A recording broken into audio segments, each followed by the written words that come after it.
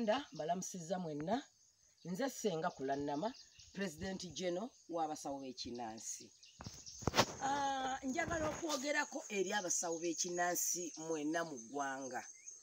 Kimpitiriddeko mubadde temundabangako nga nvuddeyo kwogera ku coronavirus. Kubanga engoma ennene weeri entono tevuga.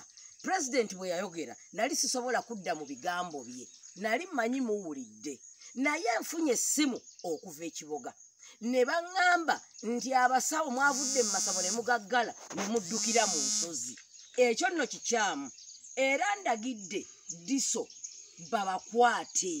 Mwaddukidde mu nsozi bambalidde nga muli abasawo 16 gye muli mu kusawulira. Ekyo nno kibi nnyo. Kigenda kuvumiriza ffe abakulembeze.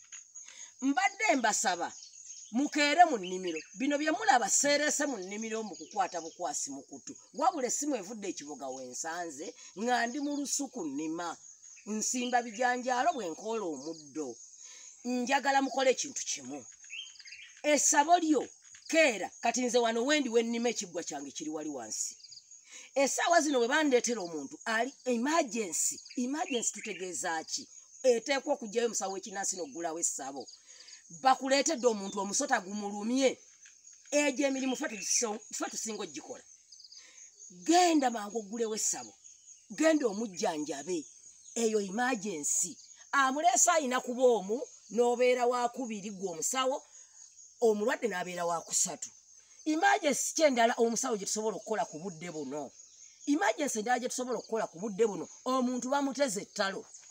Omuntu bamuteze ettalo tosobola musindika mu ddwaliro. Wano mwala bafaaza baffe mugabo baamutega ettalo, yali mukwano gwange, ne bamutwala mu ddwaliro ezzungu olwamukuba empiso yayitirayo n'afa. Ettalo abasawo b'ekinnansi ffe tulina okulivumula. Ate ettalo mujjukire littirawo ligenda ku kifuba ky'omuntu ne likutuga. Mbadde mbasaba tulinde emergency ng'abasawo b'ekinnansi. Kituufu muyina certificate oba oyina za tuli bumu oba oyina za kibiina kyonna okkirizibwa okukola ku muntu. Naye muntu kigoyina okukolako mu kiseera kino ng'omukulembeze w'eggwanga yavaayo n'ateekawo etteeka. Sinatteeka ataasa bulamu bwaffe. Abasawo b'ekinnansi tulina nnyo emputtu, wabula tugondere amateeka g'omukulembeze w'eggwanga.